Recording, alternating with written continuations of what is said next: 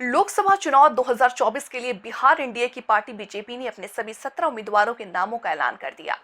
BJP ने जहां नीतीश कुमार, जितन राम मांझी, उपेंद्र कुशवाहा और चिराग पासवान के साथ गठबंधन के जरिए सियासी राम समीकरण को साधा, वहीं लोकसभा उम्मीदवारों के लिए पूरा फोकस स्वर्ण जातियों संघ वाई यानी यादव पर लगा दिया।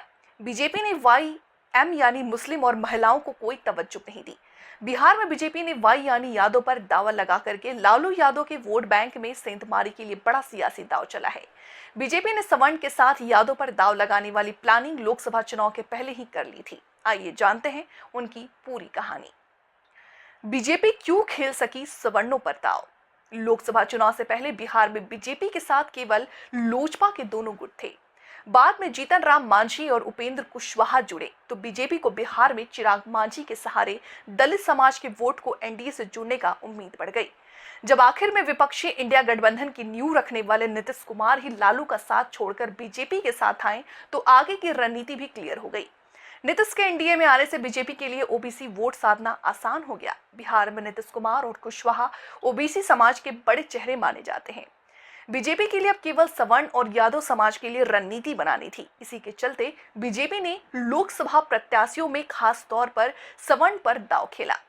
बीजेपी ने राजपूत से लेकर भूमिहार, ब्राह्मण और कायस्थ समाज से आने वाले लोगों के सबसे ज्यादा टिकट दिया। सांभवी चौधरी को टिकट मिलने के बाद अशोक चौधरी ने कहा कि वो छात्र समय से ही राजनीतिक चर्चा में शामिल हुई होती हैं। चौधरी ने बताया कि सांभवी की स्कूलिंग नॉट्रडम एकेडमी पटना से हुई है। उन्होंने लेडी श्रीराम कॉलेज से ग्रेजुएशन की पढ़ाई की और फिर दिल्ली स्कूल ऑफ इकोनॉमिक्स से पोस्ट ग्रेजुएशन की पढ़ाई किया।